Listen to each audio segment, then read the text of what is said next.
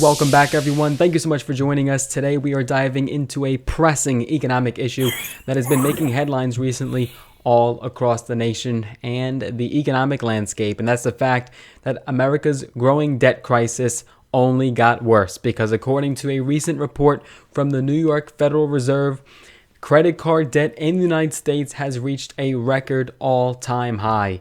You're going to want to stick around as we unpack all the nitty-gritty, all the details, and explore the reasons behind this surge and discuss the potential consequences for everyday, hard-working Americans. But before we jump in, don't not forget to subscribe, hit that like button, and ring that notification bell. That will notify you every single time we do post a brand new video to stay updated on our latest content.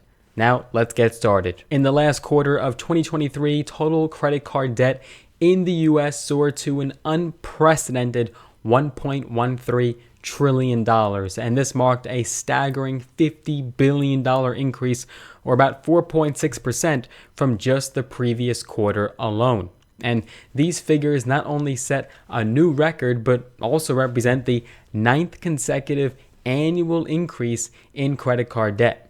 Now let's delve into the specifics of this report and what it exactly means for you and the everyday American. Now it's not just the amount of debt that's concerning, but rather delinquencies are also on the rise. And as of December, about 3.1% of outstanding debt was in some stage of delinquency. That's insane.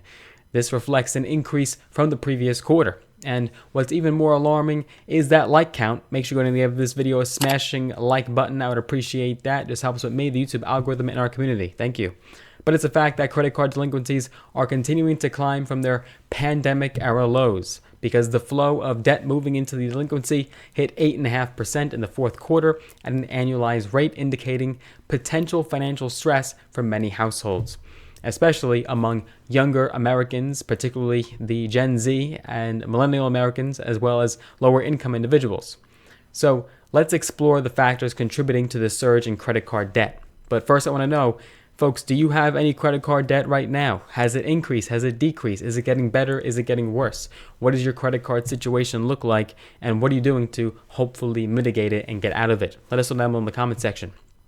According to New York Fed researchers, the increase could be linked to the resumption of student loan payments or the financial strain faced by younger Americans who have overextended themselves during the pandemic. So we want to break down the various elements at play and discuss how these factors might be impacting the finances of so many households. So one critical aspect of this debt crisis is the current state of interest rates. That's a huge factor because as credit card debt continues to rise, interest rates have reached astronomically high levels, with the average credit card annual percentage rate, or APR, hitting a new record of 20.72%. That's the interest that you pay on the money you already borrowed to buy on credit. Credit card debt is just one piece of the puzzle.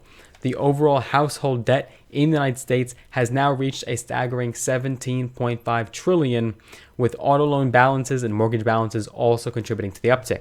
Now, you could also argue that the cost of such vehicles and properties contributes to this because naturally they have gone up over time. So it makes sense that those loan balances would increase as well.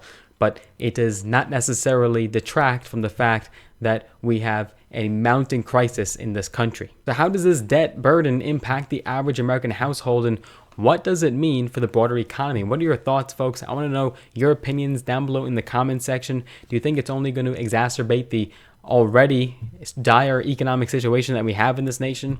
It's surely not going to help it. Do you think there's anything we can do to solve this problem so we start thinking about maybe even potentially forgiving some debt like mortgage balance, auto loans, and credit card debt, just like we've forgiven a lot of those student loans? So what are your thoughts, folks? Let us know in the comment section.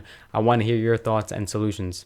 So as we wrap up today's exploration of America's debt crisis, it is evident that challenges lie ahead, and we have a long, bumpy road ahead of us. The intersection of rising credit card debt, increased delinquencies, and high interest rates paints a complex picture of financial strain for many.